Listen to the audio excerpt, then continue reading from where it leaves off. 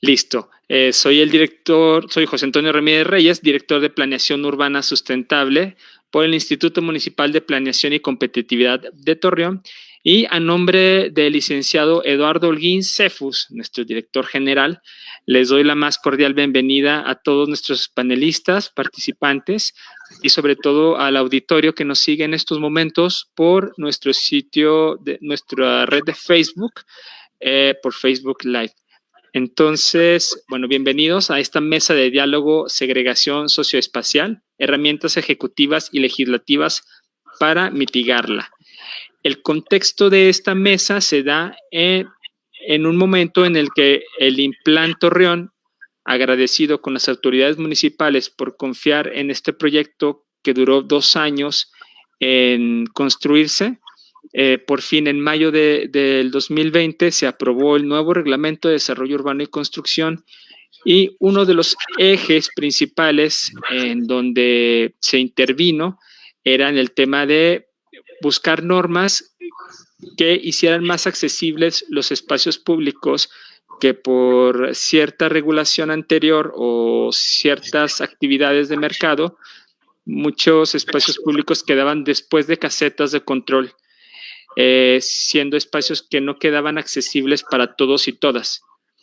Entonces, por eso el Implan Torreón trae con nosotros a diversos colaboradores, doctores maestros que han estado trabajando con nosotros, impulsando la socialización del instrumento, también trabajando en colaboración con el gobierno del estado de Coahuila para hacer políticas que tengan que ver con vivienda, y también expertos en proyectos de implementación para mitigar la segregación socioespacial. Entonces, sin más preámbulo, me gustaría presentar a nuestra moderadora de lujo que tenemos aquí con nosotros, Sofía Viguri, maestra Sofía Viguri. Ella es maestra en Desarrollo Urbano por la Universidad de Harvard. En su experiencia laboral ha participado en el Banco Interamericano de Desarrollo para la implementación de la Iniciativa de Ciudades Emergentes y Sostenibles, ICES.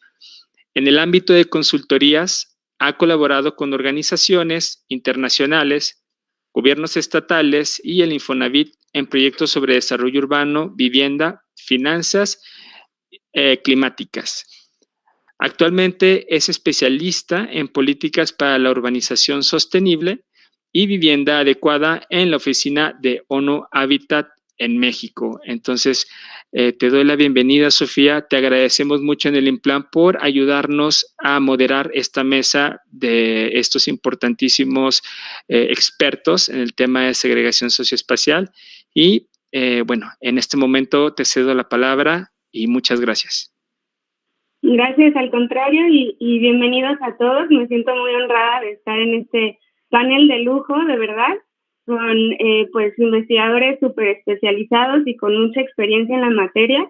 Si les parece bien, voy a comenzar hablándoles un poquito de quién es quién en este panel, para después iniciar con una primera ronda de preguntas para ustedes. Entonces, nos acompañan el doctor Luis Felipe Cabrales Barajas, el doctor Jesús Ángel Enríquez Acosta y el maestro Bernd Panstein. Entonces voy a empezar con el doctor Felipe. Él es licenciado en Geografía por la Universidad de Guadalajara y tiene un doctorado en Geografía y Ordenación Territorial por la Universidad Complutense de Madrid. Su tesis fue galardonada en esta universidad. Se dedicó a estudiar el proceso de urbanización en los Altos de Jalisco.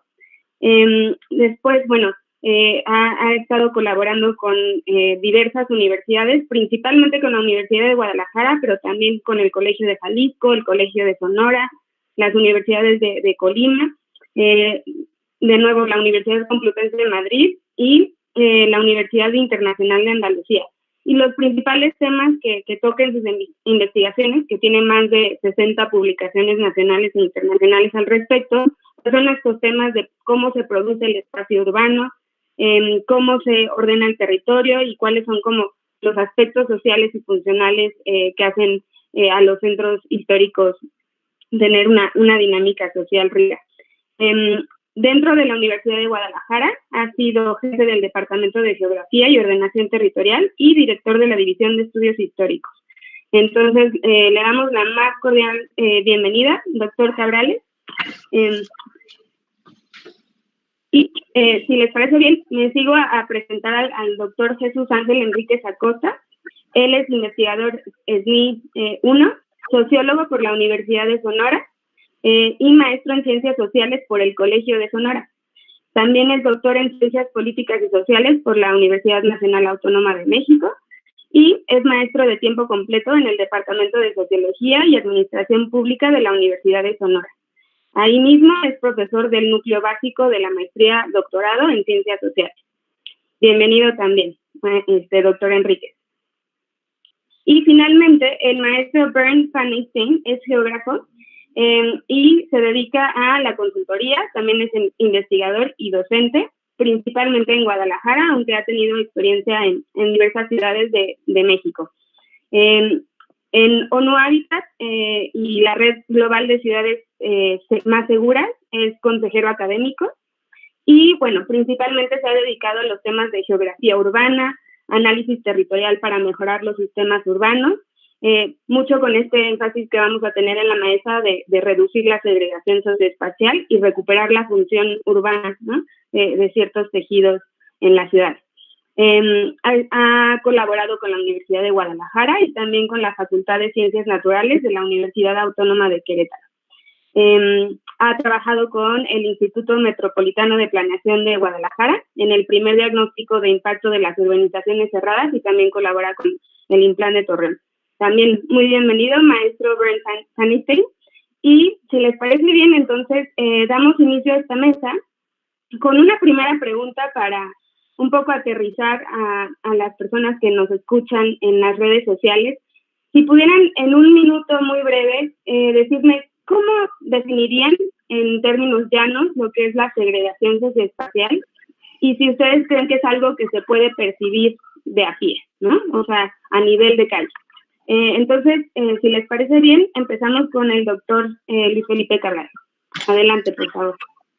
Sí, bueno, muchas gracias por la invitación. En primer lugar, yo quiero aclarar que la segregación se construye socialmente y si esto es así, su proceso de mitigación también tendría que ser una construcción social, es decir, no es un fenómeno natural. La segregación es un fenómeno que se produce en paralelo a la organización del espacio. Si nosotros imaginamos el mapa de Torreón o de cualquier otra ciudad como un mosaico, vamos a tener una alta homogeneidad interna en algunas piezas de ese mosaico, pero cuando vemos panorámicamente toda la ciudad, nos vamos a dar cuenta que hay una alta heterogeneidad entre esas zonas. Es decir, hay desigualdades al interior y eso pues lo vemos de manera cotidiana, pero también lo podemos analizar científicamente. Entonces aquí, por otro lado, yo distingo la desigualdad de la diversidad. Las ciudades diversas son ricas, simplemente por contar con ese atributo, pero lo que no debemos aceptar éticamente es que sean desiguales o sean tan desiguales. Y bueno, el fenómeno de las urbanizaciones cerradas es una de las expresiones de la segregación. Y bueno, yo para cerrar esta parte, simplemente menciono que la jurisprudencia es una de las herramientas que puede contribuir a mitigar estas desigualdades y es un tema muy amplio.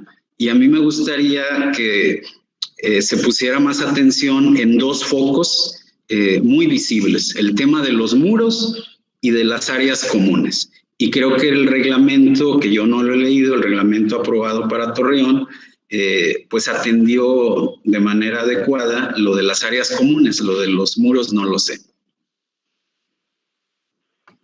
De acuerdo, muchas gracias. Entonces, ya podemos ir identificando ciertas barreras físicas en las ciudades como los muros y esta segregación en las áreas comunes. que están como dando una probada de esos síntomas de segregación. Doctor Jesús Ángel Enríquez, para usted, ¿cómo definiría en términos muy simples lo que es la segregación socioespacial? Hola, muchas gracias por la invitación a esta mesa. Bueno, en mi caso, complementaría la intervención del doctor Cabrales diciendo pues de que sí, efectivamente se trata, ¿no?, de un concepto utilizado en las ciencias sociales para hacer alusión a un proceso social, ¿no?, que vivimos la mayor parte del mundo, ¿sí?, hoy en día, ¿no? Básicamente está haciendo alusión pues a cómo determinados grupos sociales, atendiendo pues a ciertas características, ciertos atributos, tienden a concentrarse pues en determinadas áreas de una ciudad. Sí, en ese sentido pues hay estudios sobre segregación socioespacial de tipo muy cuantitativo, por ejemplo, que trabajan esto para abordar el asunto pues de la desigualdad social, ¿no? Y en ese sentido, pues, se dedican mucho a espacializar, digamos, ¿no?, la desigualdad social, la pobreza, la marginación, etcétera, ¿no? Hay otra línea, digamos, dentro del tema de la segregación que tiene que ver más con procesos de exclusividad social, ¿sí?, que es donde podemos ubicar todo este tema, pues, de las cerradas, todo este tema, pues, de las urbanizaciones cerradas, que, bueno, tienen un montón de denominaciones en distintos lugares del mundo, ¿no? Pero básicamente se trata de eso, ¿no? De mostrar un proceso donde determinados grupos sociales, atendiendo una homogeneidad por estilos de vida, por ingresos, etcétera, tienden a ubicarse pues en áreas generalmente periféricas de una ciudad. Esto, por supuesto, tiene un costo, tiene un efecto sobre la forma de hacer ciudad muy claro, ¿no? Sobre todo, pues, porque tiende a que las ciudades se extiendan, se encarezcan, reduzcan las condiciones de sustentabilidad, y por supuesto, ¿no?, quien paga los platos de todo esto, pues, es la propia ciudadanía, ¿no? Cuando ve que, pues, el espacio público del que se dispone, pues, queda encapsulado, ¿sí? Ese es uno de los grandes males que podemos ver no solamente en Torreón, sino en general, pues, en la mayor parte de las ciudades mexicanas, donde esta opción de urbanización, pues, es la más característica, ¿no? De acuerdo. Y yo leía que, por ejemplo, hay una segregación socioespacial que es como inducida, ¿no? De alguna forma, por algunas de las herramientas que vamos a platicar, y otra justamente es voluntaria, ¿no? Son grupos sociales que eligen vivir apartados de otros grupos sociales, ¿no? Entonces, si lo entiendo bien, una manera de observar esta segregación socioespacial es justamente en la expansión y en la dispersión de la ciudad.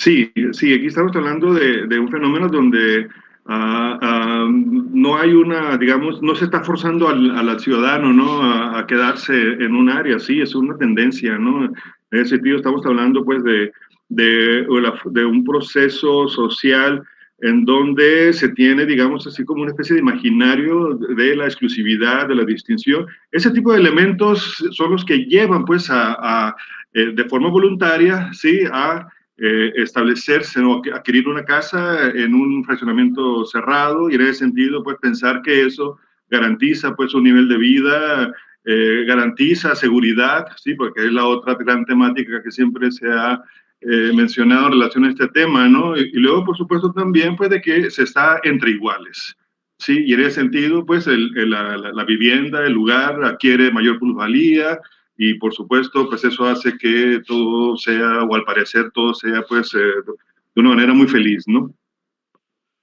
De acuerdo, perfecto. Y entonces, maestro Burns, si pudieras compartirnos, ¿hay algo que complementar en esto para sentar estas primeras bases de cómo abordar la segregación socioespacial? El distanciamiento social existe desde mucho tiempo en nuestras ciudades en América Latina y México. En temas de la pandemia ya estamos un poco más sensibles a entender las vulnerabilidades y los posibles debilidades de nuestros sistemas urbanos.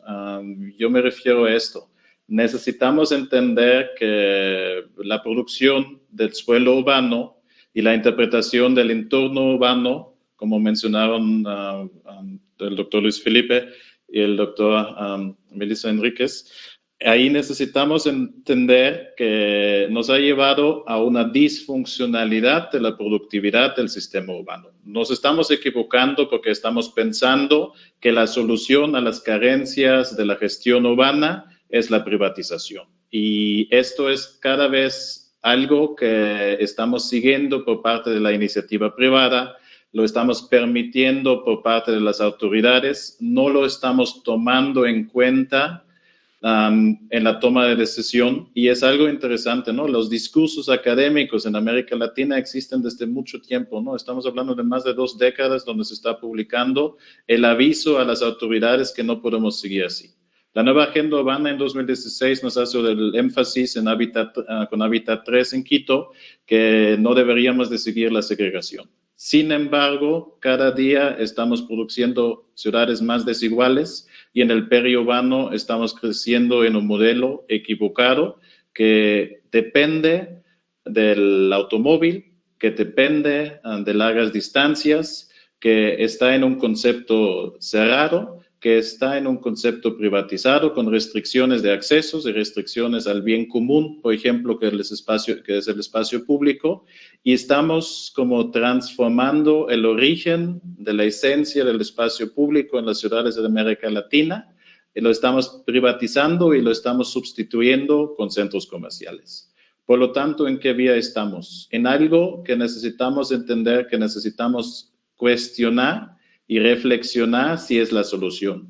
Mi punto de vista, ya trabajando más de 7 años en esos temas aquí en su país, en distintas ciudades, es que no lo estamos tomando en cuenta el impacto negativo que está teniendo para la productividad urbana.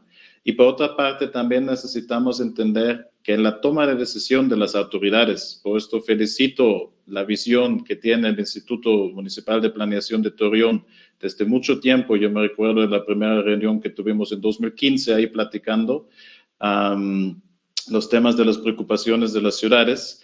Necesitamos liderazgos de gobiernos locales para dar soluciones desde lo local a problemáticas nacionales. Y esto va a ser algo muy interesante desde una perspectiva del poder ejecutivo, pero también del poder legislativo para construir una sola visión de ciudades en México. De acuerdo. Y justo en esta línea de lo que hacen o lo que no hacen autoridades en todos los niveles de gobierno, me gustaría preguntarles ¿qué consideran que son las principales brechas o áreas de oportunidad justamente en instrumentos como los reglamentos, los instrumentos de zonificación, las políticas de vivienda? En su opinión, ¿cuáles han sido las grandes omisiones o los grandes errores, ¿no?, que se han cometido en diferentes ciudades del país e incluso del mundo, porque esto es un fenómeno global, y que han permitido que este problema de la perpetuación y la, digamos, profundización de la segregación socioespacial continúe? ¿Alguien quiere empezar? A lo mejor el doctor Cabrales, adelante. Sí, bueno, creo que las participaciones de mis colegas han hecho énfasis en lo local. Las jurisprudencias en materia urbana son locales, y cuando digo local me refiero a la escala del gobierno del estado y de los ayuntamientos. Ahora, toda esta problemática creo que nos debe de poner en alerta porque la urbanización cerrada empezó como un formato de excepción y ha crecido gradualmente como una bola de nieve, y yo creo que es un fenómeno con muchas aristas, pero que tiene un sustento económico muy importante. Si yo urbanizo un perímetro de suelo y le coloco una barda, un muro, y monto todo un imaginario, como decía el doctor Enríquez, eso implica que sube el precio del suelo de mercado y va a generar desigualdades incluso en los precios del suelo, la plusvalía justamente. Ahora, también hay que considerar la escala. Uno de los matices que yo he hecho al estudiar el tema es que algunas urbanizaciones cerradas a escala pequeña, cuando no traspasan el tamaño de una manzana, suelen ser experiencias positivas y no están trastocando el sistema. Entonces me parece que puede haber excepciones, pero el modelo de grandes urbanizaciones cerradas yo creo que es disfuncional para el sistema, como decía Bern. Entonces creo que uno de los retos es que no se convierta en un modelo dominante. Hay ciudades donde esa tendencia es muy clara, el ya no construir ciudad abierta, lo cual me parece alarmante. Y aquí una de las claves, una de tantas, es que la legislación no facilite el desarrollo del modelo. Yo entiendo que va a seguir existiendo. Y bueno, eso nos lleva a cuestiones como identificar delitos urbanísticos, como establecer mecanismos económicos fiscales, a veces directos como cargas impositivas o indirectos como mecanismos compensatorios. Entonces yo creo que tenemos como un repertorio de instrumentos, la propia práctica del urbanismo, el urbanismo social de calidad, que en México tenemos experiencias, pero se ha ido abandonando, pensando que el sector privado lo resuelve todo y bueno, vemos que esto no es así. Y yo aquí aclaro que los promotores inmobiliarios son un actor fundamental para que nuestras ciudades se desarrollen, es decir, los necesitamos, pero debe haber contrapesos desde lo público. La otra sería pues la construcción de ciudadanía. No todo puede concentrarse en el aspecto legal y la ciudadanía cada vez cuenta con mayores herramientas, tanto formales como informales, pero esa ciudadanía necesita insumos científicos, necesita conocimiento sobre cómo funciona la ciudad para, digamos, actuar en consecuencia. Y bueno, para ir cerrando esta parte, yo quiero también mencionar el tema de la negociación, la planificación, digamos, en el día a día. Yo creo que algunos conflictos urbanos se resuelven dialogando en una mesa y eso no siempre se hace. Creo que la negociación es un instrumento para conciliar intereses entre lo público y lo privado, y algunos de los instrumentos jurídicos ya contemplan vías para lograr estas negociaciones. Yo la legislación que más o menos conozco en esta materia, pues es obviamente la de Jalisco. Entonces, en el Código Urbano ya hay algunos mecanismos que abren esta posibilidad del diálogo. Me refiero a elementos como los derechos de transferencia, el tema de las áreas de cesión. Aunque eso esté legislado, siempre ayuda que sea dialogado. De acuerdo. Me queda claro como el tema de justamente pues estos muros o vallas que un poco alientan al sector privado a vender esta idea un poco de exclusividad. Pero ¿qué también pasa con un poco los incentivos sociales, ¿no? O sea, y las decisiones conscientes de las personas de separarse unos de otros, ¿no? Yo quisiera pasarle la palabra al doctor Enríquez, a ver si puede complementar un poco desde una visión sociológica, cuáles han sido esas como grandes brechas en los instrumentos o qué avances se han logrado en este sentido. Sí, creo que bueno, la experiencia que he tenido trabajando sobre este tema, particularmente pues en la ciudad de Tijuana y de Ciudad Juárez, es precisamente que el marco normativo existente en materia urbana es muy laxo, o era muy laxo, ¿sí?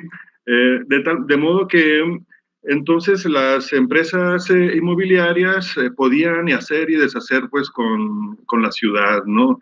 En ese sentido, pues, son ciudades, por ejemplo, estas de Tijuana, que a una topografía difícil le agregabas, pues, la construcción de fraccionamientos de tipo cerrado, sin ningún tipo de planeación, sin ningún tipo, pues, pues simplemente, ¿no?, de ordenación del territorio.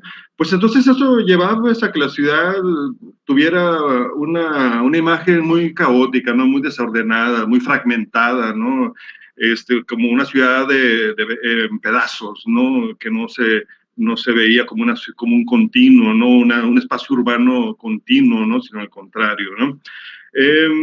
Esto, por supuesto, todavía fue peor, ¿no? Cuando en el caso de la vivienda social, es decir, aquella vivienda que tiene financiamiento público, por ejemplo, de Infonavit, de CONAPO, etcétera, también empezó a ser diseñada bajo todo esta forma, ¿no? de hacer cerradas, es decir, un diseño urbano cerrado, ¿no? Entonces ya no tenía solamente las clases medias, clases altas, ¿no? En espacios exclusivos, sino también pues a los trabajadores de las maquiladoras, a los trabajadores de los servicios. Entonces pues eso llevó a que en el caso particular de Tijuana se convirtiera pues en una ciudad muy cerrada, ¿no? Muy disfuncional, pues en ese sentido, ¿no? De que las calles se interrumpían en las bardas, era muy difícil, pues, viajar de un punto a otro de la ciudad, y todo eso tenía que ver, pues, con eso, en parte con eso que comento, ¿no? Un marco normativo laxo, que facilitaba, pues, que se hiciera ciudad de esa manera, ¿no? Luego también en esas experiencias que tuve nos dimos cuenta, en el caso también de Tijuana y de Nogales en Sonora, ¿no? De que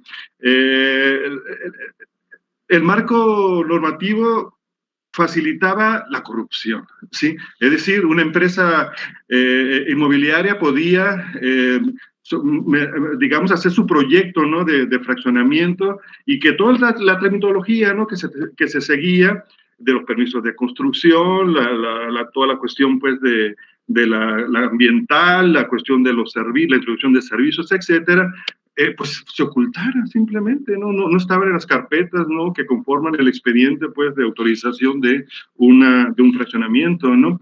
De tal manera que eso creo yo que está completamente mal, pues, para una ciudad, y por supuesto eso se traduce o tiene costos, pues, sociales, ¿no? Que son remarcar más, pues, esas inequidades, esas asimetrías, pues, que se tiene, pues, en nuestra sociedad, y donde sobre todo se privilegia, pues, el interés privado, pues, sobre lo público, ¿no? Y en ese sentido, pues, creo yo que eso no le hace bien, pues, a una ciudad, ¿no? Y por supuesto no genera condiciones, ¿no?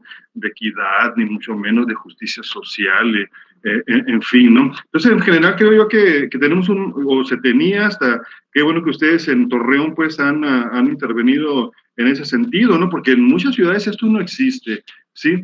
Y luego también está otra figura legal, ¿no? Muy interesante al respecto, que es el régimen de condominio, ¿eh? Ese tipo de figura ha facilitado enormemente, pues, para que un promotor inmobiliario construya vivienda cerrada y donde los espacios de cesión pública, pues, no se consideren, en donde se reducen las dimensiones de la vivienda y, por supuesto, las condiciones de habitabilidad. Esa es otra figura muy interesante que también creo yo que requiere de alguna manera, pues, atención, ¿no? en cuanto a este tema. Excelente, y un poco siguiendo esta línea con el maestro Bernd, a reserva de que quieras complementar algo que ya se haya dicho, ¿podrías abordar a lo mejor un poquito más este tema del régimen en condominio, ¿no? Y por qué se ha vuelto una forma predominante, ¿no? de construir en tantas ciudades, ¿no? Desde tu perspectiva, ¿qué lo ha originado y un poco cuál sería como la estrategia para mitigar los efectos negativos de los que está hablando precisamente el doctor Enrique? Lo más esencial es que tenemos un tejido social descompuesto. Eso es el origen de nuestra disfuncionalidad urbana en muchas ciudades en México, América Latina y otras partes del mundo. Yo coincido mucho. Se necesitan primeramente con datos y conocimientos como fundamento para iniciar un debate crítico. La palabra crítica implica que buscamos el bien común, que buscamos la funcionalidad, no que buscamos el interés particular. Y también, derivado de este diálogo, deberíamos de llegar a acuerdos, porque esto debe de ser algo que debe de implicar una alianza pública con la iniciativa privada. El mercado del suelo nos está causando retos porque no es un mercado del suelo sofisticado. Y si no tenemos reglas transparentes, claras, hasta dónde estamos dirigiendo nuestros esfuerzos de manera común de la producción del suelo, la posibilidad que estamos tomando decisiones equivocadas existe y también podría ser alta. Sin embargo, estos acuerdos en base de conocimiento deben de también derivar compromisos, porque también se requiere que el doctor Cabrales mencionó ahí como la autonomía de los municipios, de los gobiernos locales con el artículo 115 de la Constitución mexicana, y estamos teniendo visiones muy cortas de municipalismo, de administraciones que a veces van en distintos esfuerzos y que no estamos construyendo un modelo de ciudad a largo plazo. Esto nos llevó que estamos teniendo muy pocos instrumentos de planeación que rigen el desarrollo urbano y el ordenamiento territorial, que están tomando en cuenta en este momento el tema primordial que es la segregación socioespacial. Y en ese sentido necesitamos los liderazgos locales, pero también necesitamos entender que no se trata de prohibir, se trata de orientar los actores involucrados en el desarrollo urbano, que son los 3 niveles del gobierno, que son las visiones de la iniciativa privada como promotores, como motor del desarrollo inmobiliario, y también la sociedad.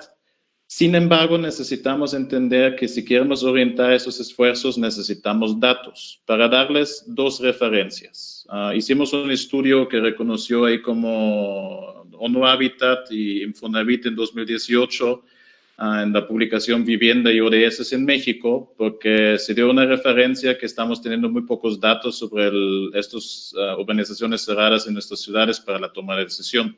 El estudio que realizamos en el área metropolitana de Guadalajara nos arroja, por ejemplo, datos a escala metropolitana de 2016 a 2018, creció la cantidad absoluta de urbanizaciones cerradas residenciales de 3.000 a 3.600.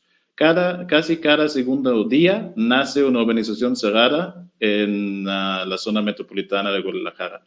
Dándoles la referencia al trabajo que ya se está haciendo y realizando en Torreón, estamos teniendo ahí como datos que en este momento existen 427 urbanizaciones cerradas residenciales en cantidad absoluta.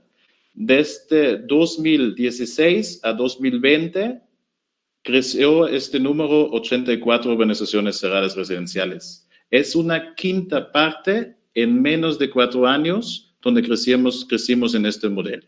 Yo insisto en esto y con esto quiero cerrar. Si las urbanizaciones cerradas residenciales son el cáncer del organismo, de nuestro organismo de los sistemas urbanos, si nosotros nos sentimos mal como organismo humano, estamos buscando ayuda a un diagnóstico general con un médico general, ¿no? Que aplique herramientas de medición para la toma de decisión. Yo creo a esto necesitamos llegar, a hacer conocimiento mediante datos actualizados y entrar a un debate objetivo para buscar la medicina del poder legislativo y del poder ejecutivo que necesitamos. Y eso es algo muy interesante porque desde un liderazgo local se puede trabajar soluciones y herramientas ejecutivas para más ciudades en México y también para una legislación de un reajuste de la Ley General de Asentamientos Humanos, Ordenamiento Territorial y Desarrollo Urbano de la República Mexicana. Excelente. Yo creo que muy alineado con esto que mencionas del análisis de los datos y del análisis espacial.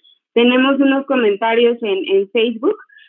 Sonia Vidal Kopman nos habla un poco de este fenómeno de clusterización, ¿no? O sea, cuando se generan grandes, o sea, cuando lo que decíamos, ¿no? Se aprueba un conjunto pequeño, a veces es más grande, pero a veces son pequeños que están clusterizados, que están cerrados, y luego se van haciendo clústeres de grandes zonas privatizadas y el problema se va agrandando. Entonces es bien importante como justificar ese efecto hormiga, ¿no? A veces, donde también de repente uno voltea y ya son 600 urbanizaciones cerradas en las ciudades.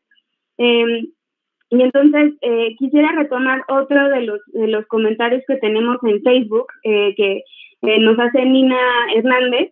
Nos está preguntando, pues, ella entiende que uno de los principales problemas es que no es muy claro dónde cae la responsabilidad de la segregación socioespacial, ¿no?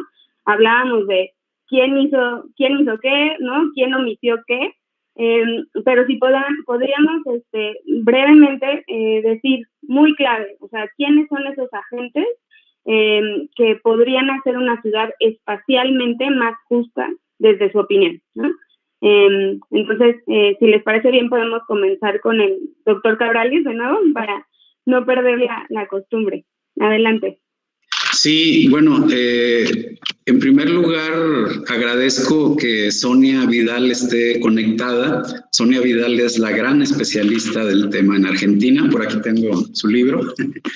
Y bueno, por otro lado, trataré de responder a esta pregunta de Nina Hernández. Comienzo con eso. Cuando nosotros deconstruimos, descomponemos, identificamos los actores que participan en cualquier fenómeno social, pues aparece el Estado, aparecen los agentes privados y aparece la sociedad civil. ¿Quién es responsable en el tema que estamos tratando? Bueno, yo diría que hay un responsable que es un tanto intangible, es una mano invisible, que es el modelo económico. El modelo económico tiene un gran poder, es difícil lidiar contra él, entonces nos queda este margen de maniobra en el asunto de gestionar la ciudad de una manera más democrática. ¿Y quién es el principal responsable? Es el Estado. Y aquí coincido con Bern, que el Estado, sobre todo local, los ayuntamientos, aunque también los gobiernos de los estados pueden fijar algunas posturas. ¿Y qué ha ocurrido para que se produzca la reproducción tan grande de este fenómeno? Que ha habido una desregulación de lo público, de lo urbanístico en los últimos 20 o 30 años. Entonces, esos espacios pues los han ocupado los agentes privados, que, insisto, tienen una participación legítima, pero necesitan contrapesos. Entonces, aquí tenemos esa identificación. Es sobre todo el Estado. Creo que el Estado necesita ser más consciente, más responsable en este tema. Y bueno, en relación a lo que comenta Sonia, a mí me parece que debemos explorar más el tema de la escala de urbanización cerrada, porque una urbanización cerrada, como yo lo comentaba hace un momento, pues puede ocupar una manzana o incluso una parcela más pequeña que una manzana típica, pero también hay urbanizaciones cerradas que son en sí misma una ciudad. Bueno, el caso más emblemático es el de Nordelta, en Buenos Aires, que creo que son como 800 hectáreas, una cosa descomunal, que obviamente ha sido un modelo insustentable. Entonces, hay que poner énfasis en eso. En nuestra ciudad metropolitana de Guadalajara, la gran concentración de urbanizaciones cerradas, sobre todo las de lujo, están en el municipio de Zapopan. Ahora, yo quiero aquí abrir un poquito el tema funcional y ambiental. Estas urbanizaciones cerradas, algunas muy grandes de más de 100, 300 hectáreas, corresponden al estrato alto. Y estas familias suelen tener 2, 3, 4 coches. Y las calles internas están secuestradas. Pero ¿qué pasa cuando esos coches salen al resto de la ciudad? Es decir, por un lado no necesitamos el resto de la ciudad, pero por otro lado sí la necesitamos. Entonces esto genera un colapso que tiene lectura funcional, pero también una lectura ambiental, y justamente es un ejemplo muy concreto de la disfuncionalidad de la que habla Bern. Y otro fenómeno, para ir complejizando, es el de las fronteras municipales. Nuestras ciudades están conformadas, muchas de ellas, por diversos municipios, incluso en el caso de la metrópoli donde estamos virtualmente, pues sabemos que la ciudad está asentada en 2 estados diferentes. Entonces imagínense el embrollo legal que existe y la dificultad justamente para plantear acuerdos. Y por otro lado, de manera típica, digamos, los ayuntamientos ven como un beneficio el que se instalen estos asentamientos, sin considerar luego los costos que esto va a implicar. Entonces, favorecen permisos en este sentido, y eso va generando también el fenómeno que comenta Sonia, ciertas áreas de la ciudad donde se dan estas grandes concentraciones, sobre todo en las ciudades de escala metropolitana. Entonces yo creo que hace falta pues analizar el tema normativo, la jurisprudencia a todas las escalas, y en paralelo ir construyendo figuras que sean más democráticas, que produzcan una ciudad sostenible. Y bueno, para concluir este comentario, yo quiero hacer referencia al régimen de condominio. Eso está asentado en el Código Civil. Y el Código Civil del Estado de Jalisco tiene una versión del año 95 y otra del 2007. Entonces, cuando uno lee el precepto sobre la superficie que puede ocupar un condominio, parece una buena noticia porque se dice, no puede ser mayor de 10 hectáreas ni puede alojar más de 2.500 habitantes. Pero luego vienen las trampas. Yo puedo generar una gran urbanización cerrada, y para respetar esta figura que está planteando el Código Civil, pues establezco pequeños cotos que no midan más de 10 hectáreas, pero al final es un conjunto de cotos dentro de un área de gran superficie. Entonces siempre hay mecanismos pues, para burlar la ley, y yo creo que ahí es donde entra pues el modelo proactivo, más bien, una actitud proactiva por parte de la sociedad civil y de las autoridades para ser muy vigilantes en estos procesos. Es decir, la legislación que ya existe hay que cumplirla a cabalidad, y en paralelo hay que generar otros instrumentos normativos que complementen lo que ya existe y no lo contradigan. Sí, de acuerdo. Entonces queda claro que pues, el principal responsable es el Estado a nivel del ayuntamiento, pero la sociedad civil también juega un papel en vigilar que esto no se perpetúe, y me parece que es una buena oportunidad como para retomar otra pregunta del público, que es ¿qué acciones puntuales pueden tomar los ciudadanos para ayudar a crear una ciudad más justa, ¿no? Entonces dejo esa pregunta sobre la mesa y abro por si el doctor Enríquez o el maestro Bern tienen alguna réplica a esto que comenta el doctor Cabral. Adelante, doctor Enríquez.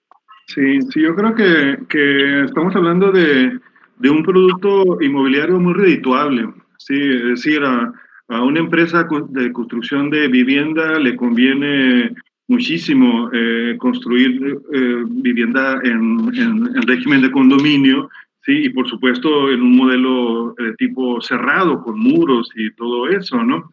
Creo que aquí es decir simplemente que el Estado en este ámbito, sobre todo estatal y municipal, es el principal obligado, ¿sí? a tener pues marcos legales, procedimientos, por supuesto, ¿no? De vigilancia, pues muy eficientes. Eso es precisamente de las cosas que no se tienen, pues, en todo este tema, pues, de la urbanización y la planificación en México, o simplemente, pues, que estas son muy deficientemente, pues, aplicables, ¿no? Salvo casos excepcionales, ¿no? Que se pueden presentar también en algunas ciudades, ¿no? Entonces, en ese sentido, pues creo yo que es un asunto de competencia del Estado, pues estamos hablando de que el Estado, en todo ese tema del neoliberalismo, pues se salió un poco de sus virtudes, de sus obligaciones, etcétera, y las trasladó pues al ámbito privado. Entonces dejamos a la ciudad para que el mercado sea quien la haga, la construya, ¿no? En ese sentido, pues creo que por eso es obligado, ¿no? La intervención del Estado para atender esta particularidad. Y sobre todo también, pues, si hablamos de cómo hacer que la ciudadanía pueda incidir, pues, en ese estado de cosas, pues recuerden, en el caso de México, la participación ciudadana es muy limitada, ¿sí? Es decir, si uno revisa datos al respecto, vamos a encontrarnos de que en general la población mexicana participa poco en distintas cosas, ¿no? Y donde participa es cuando, sobre todo, directamente se ve afectado por alguna medida gubernamental, ¿sí? O por la falta de un servicio o cosas por el estilo, ¿no? Pero no es, digamos, una participación organizada, sistemática, donde el consciente va y exige, pues, determinadas cosas, salvo casos excepcionales de grupos de feministas, etcétera, ¿no? Pero en general la población participa poco, ¿no? Entonces, cuando se dice que la sociedad civil intervenga, en el caso mexicano, esto hay que verlo con detenimiento porque en términos políticos, en términos sociales, los niveles de participación son bajísimos, ¿no? Entonces, con mayor razón es acá donde el Estado, pues, tiene que, ahora sí que afilar los dientes, ¿no? Así de forma literal, ¿no? Para intervenir. Muy bien. Maestro Van, ¿quieres complementar algo? Sí, yo insisto, antes de tomar decisiones necesitamos saber de qué tamaño de fenómeno que estamos tratando, ¿no? El doctor Cabrales mencionó que el municipio de Zapopan es el municipio con más cantidad de urbanizaciones cerradas residenciales en el área metropolitana de Guadalajara. Para darles ahí una dimensión, porque esto también es, si yo me refiero al cáncer de las urbanizaciones cerradas, lo hacemos con una radiografía, ahí como la detección del cáncer. Y obviamente si hay muchas células que ya están afectadas en los órganos, y ya también sabemos cómo es el proceso de crecimiento y cuál podría ser el resultado de la evolución del cáncer, y si es curable o no.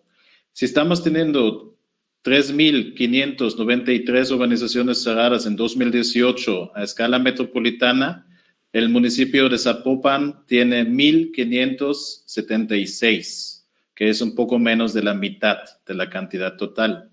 Esto es un número superior a toda la zona metropolitana de Monterrey a escala metropolitana, que tiene alrededor en 2018 de 1.400.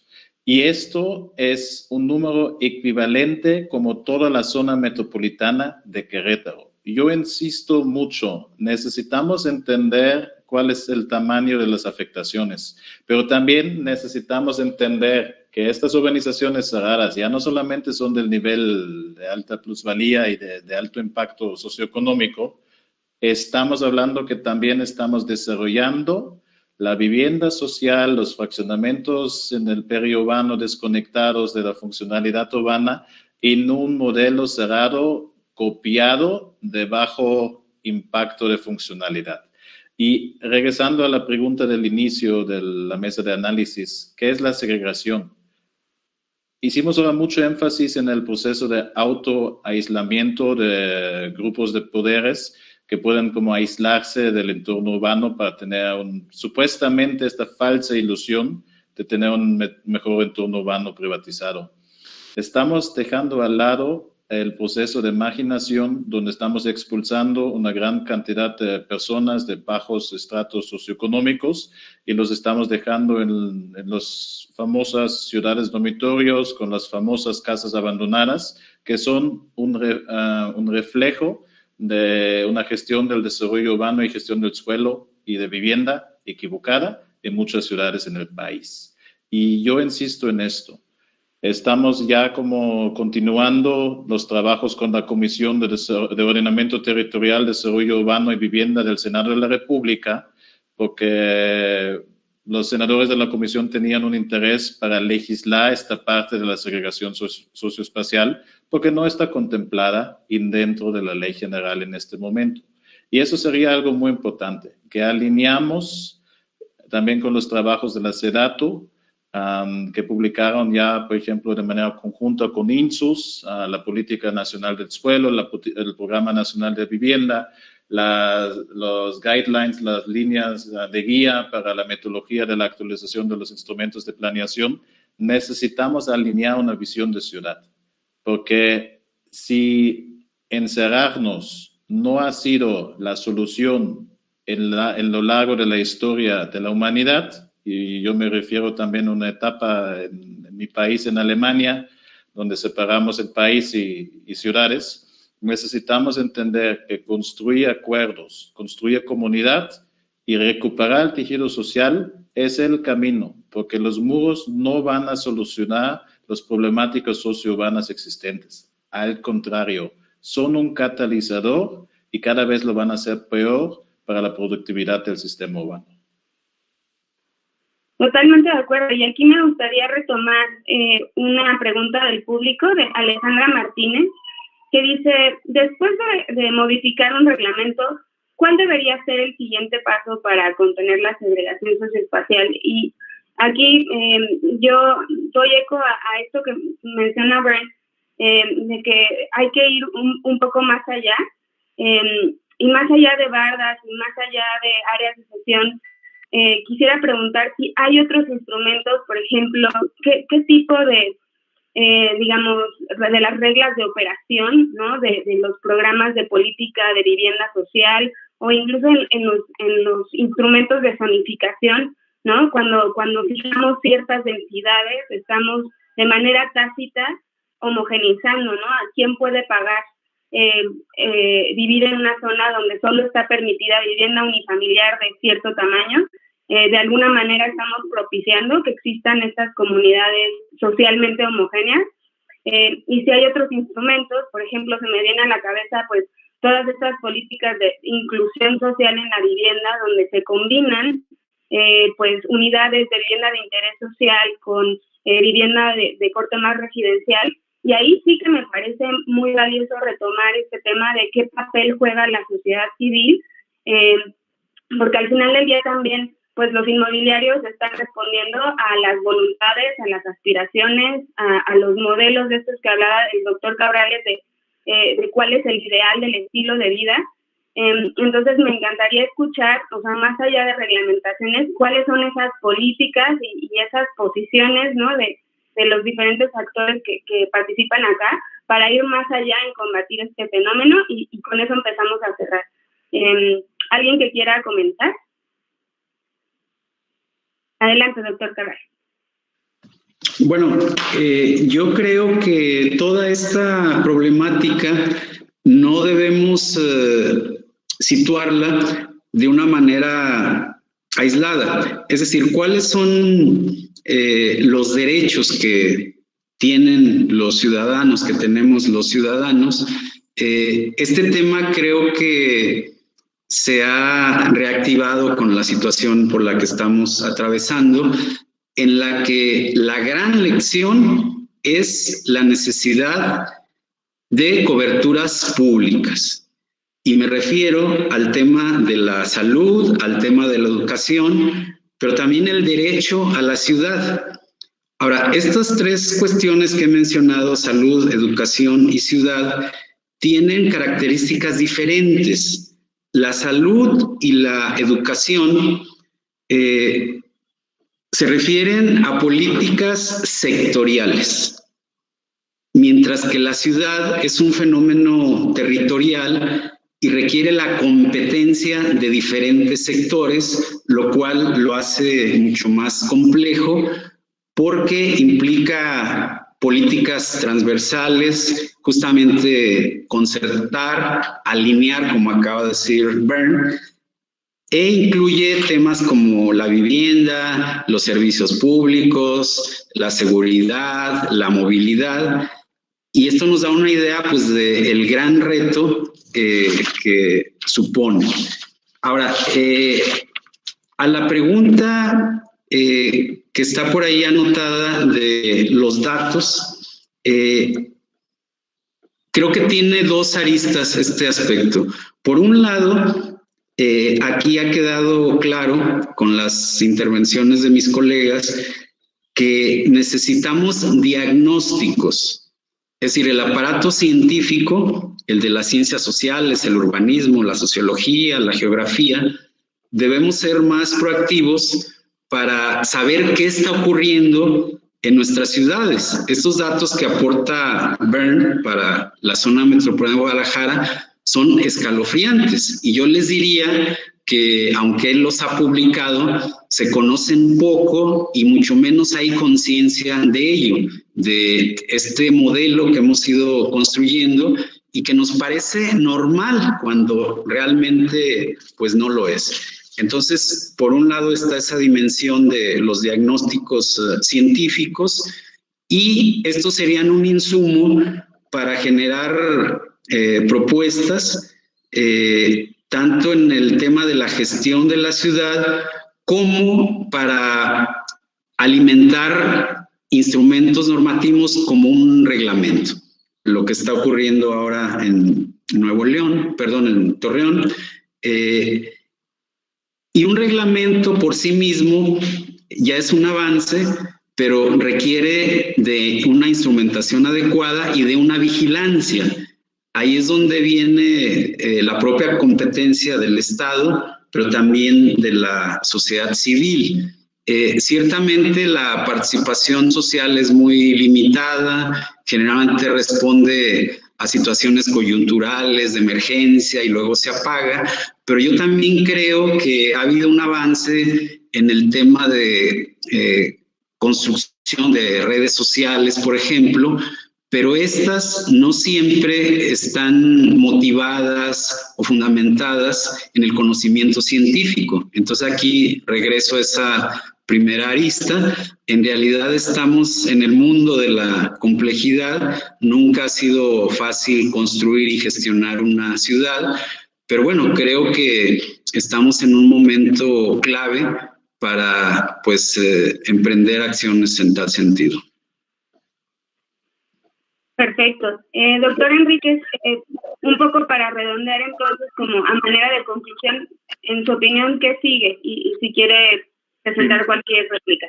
Sí, nada más agregaría o trataría de complementar, ¿no?, lo comentado ahorita, ¿no?, en relación a que es necesaria una mayor sintonía entre los distintos niveles de gobierno, ¿no?, las instituciones así como Implan, ¿no?, y por supuesto las universidades, ¿no?, donde estamos los académicos, ¿no?, que de alguna manera intentamos analizar pues todo ese tipo de fenómenos, ¿no? Ese es uno de los grandes problemas, ¿no?, que se tiene en México y en muchos países, ¿no?, donde el conocimiento está solamente allí, pues al interior de las universidades y sale poco, o es de poco dominio público, ¿no?, lo que hacemos en las universidades. Y en ese sentido, pues se desconoce y bastante, ¿no?, sobre los problemas que podemos tener nosotros en términos de datos, ¿no?, que hemos generado, ¿no?, en nuestras investigaciones, pero salvo las percepciones de la población que vive, que experimenta pues todo ese tipo de asuntos, pero a lo mejor no tiene idea, ¿no?, de la magnitud o de la intensidad, ¿no?, de esos problemas que se está viviendo no solamente a nivel de una manzana o de una colonia, ¿no?, sino de la ciudad en su conjunto, ¿no? Y en ese sentido, pues, yo creo que es muy importante, ¿no?, tener una una mayor sintonía pues entre estos diversos sectores. Por supuesto, ¿no? Los organismos de la sociedad civil antes que desaparezcan, ¿no? En México, ¿no? En este contexto, ¿no? de la cuarta transformación que está haciendo muchísimo, ¿no? Para hacer que desaparezcan, ¿no? En ese sentido, pues yo creo que es necesaria pues esa participación, ¿sí? Precisamente para tratar de contrarrestar, sensibilizar, educar acerca de la ciudad que queremos, ¿no? Acerca de la ciudad que deseamos y sobre todo, ¿no? Que creo yo que hoy en día ya existen, ¿no? Los saberes, los conocimientos tales que nos permitan a nosotros abonar, pues, por una ciudad que sea mucho más ética, que se haga con equidad, con justicia, etcétera, ¿no? Yo creo que sí hay suficientes conocimientos al respecto, ¿no? El asunto es eso, ¿no? La conciliación, la negociación, pero por supuesto también, ¿no? La existencia de un marco legal fuerte, ¿no? Que actúe, y por supuesto la transparencia, ¿no? En relación a las medidas que se tomen en los gobiernos, ¿no? Por lo que decía yo hace rato, ¿no? Históricamente en México, por ejemplo, el acceso a los archivos municipales ha sido un gran problema, ¿no? En ese sentido, saber sobre los procedimientos y trámites, ¿no? Que se siguen a nivel municipal para la autorización de un fraccionamiento es casi imposible, ¿sí? Entonces, todo ese tipo de cosas deben de ser hoy en día algo sencillo, transparente y no la opacidad con la que se vive o se tiene muchas veces, ¿no? A eso creo yo que pudiéramos en un momento dado hacer un poco más y más en un mediano plazo, ¿no? Excelente, gracias, doctor. Maestro Byrne, entonces me queda claro que un siguiente paso es usar estos datos para visibilizar la gravedad del problema. ¿Algo más que quisieras agregar para cerrar este panel? Sí, algo muy central es que regresamos, y voy a citar el doctor Alfonso Iracheta, reconocido urbanista en México, en América Latina desde mucho tiempo, y su concepto del barrio integrado. A mí me gustaría ponerlo como barrio funcional, ¿no? Que recuperamos la esencia de un tejido social bien compuesto y que es como la base para la coproducción de seguridad, porque eso es lo esencial que estamos buscando, ¿no? Esto está como que estamos teniendo una ciudad más segura y que tenemos paz en nuestros barrios, en nuestros entornos y en la funcionalidad. Este paz no lo vamos a encontrar con el modelo equivocado que estamos reproduciendo, que son las urbanizaciones cerradas residenciales. Más bardas, más problemas. La privatización de asuntos de manera equivocada de seguridad pública mediante seguridad privada no es legítimo ni es funcional.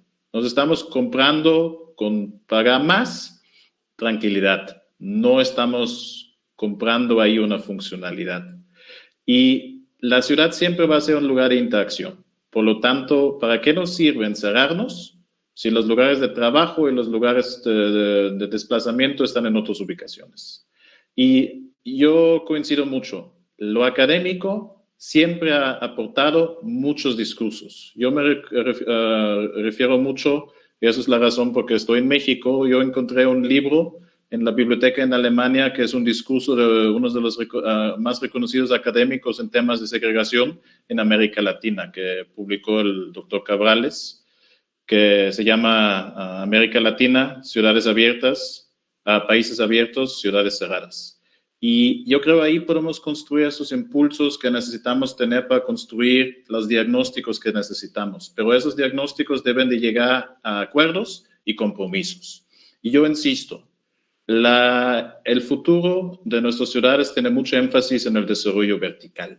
Yo insisto que el desarrollo vertical puede ser la solución a todo esto que estamos criticando en este momento. Sin embargo, no nos equivocamos. No reproducimos la segregación socioespacial horizontal que estamos criticando con un desarrollo vertical replicando los mismos esquemas. ¿A qué me refiero? Necesitamos pensar bien hasta dónde llegamos con nuestros desarrollos verticales, porque estamos reproduciendo en este momento, queremos poner casas que antes fueron en urbanizaciones cerradas residenciales, o en condominios y poner casas en departamentos con una cantidad de cajones de estacionamiento, por ejemplo, que no es equivalente a una funcionalidad. Yo creo que, y regresando al tema del distanciamiento social, si queremos disminuir los estratos socioeconómicos y su desigualdad, necesitamos construir desarrollos verticales que no solamente son usos mixtos. Necesitamos usos mixtos sociales. Necesitamos lograr para las partes más vulnerables y menos favorecidos ubicaciones privilegiadas en ubicaciones de funcionalidad urbana. Y esto es una tarea muy interesante y yo me refiero mucho. En este momento tengo muchas invitaciones por parte de la industria de la construcción, la Canadevi, y yo creo ahí podemos construir las soluciones por parte del mercado de manera conjunta con el reajuste necesario de los reglamentos y de la legislación urbana de los 3 niveles de gobierno. Sin embargo, es una tarea de coproducción, porque todos y todas estamos buscando una ciudad en paz y una ciudad más segura. Y eso deben de ser esfuerzos con liderazgos locales. Y yo insisto también mucho, la coordinación política liderada por parte de la Secretaría de Relaciones Exteriores, enfocada en lograr mesas de debate y procesos de aprendizaje entre los gobiernos locales, puede ser una ruta que permite que liderazgos como se están haciendo, por ejemplo, en Torreón, pueden permear como experiencias de buenas prácticas a más ciudades. Y esto debería ser la meta. Hay muchos alumnos y alumnas que están buscando ahí mejorar sus ciudades y están en el campo privado como público. Trabajamos de manera conjunta y trabajamos en base de evidencia de la historia humana y en base de datos concretos actualizados para la toma de decisión. Excelente, pues con eso, si les parece bien, vamos a dar cierre a este panel. Lamentablemente ya no tenemos más tiempo. Se quedaron algunas preguntas ahí en el asador, entonces los invito a visitar, si es posible para ustedes, la página de Facebook del Inclán. Ahí agradecemos a Jaime Alejandro Cortés, a Alejandro Carranza, a Miguel Macías, a Jesús Alonso Albaz, que también nos mandaron algunas preguntas, a ver si pueden escribirles alguna respuesta por ahí. Creo que justamente el maestro Byrne abordó una de ellas, que es cómo desde la arquitectura se pueden pensar en soluciones pues que atiendan al menos parte de esta problemática. Y pues nada, agradecerles nuevamente a todos, muy distinguidos invitados, por compartir su experiencia. Y bueno, aprovechando que hablamos un poquito de los efectos de la pandemia, yo también quería aprovechar para decir que desde ONU Habitat recién publicamos una guía justamente para ayuntamientos, para gobiernos municipales. Tiene 6 pasos sencillos para armar un plan de recuperación en el contexto de la pandemia. Entonces, pues ahí van a ver el link en Facebook, lo pueden accesar, y hay un libro de trabajo también para todos aquellos que están en los ayuntamientos. Entonces, muchísimas gracias al Inclán de Torreón por haber abierto este espacio, y gracias de nuevo al doctor Cabrales, al doctor Enríquez y al maestro Feinstein por acompañarnos el día de hoy.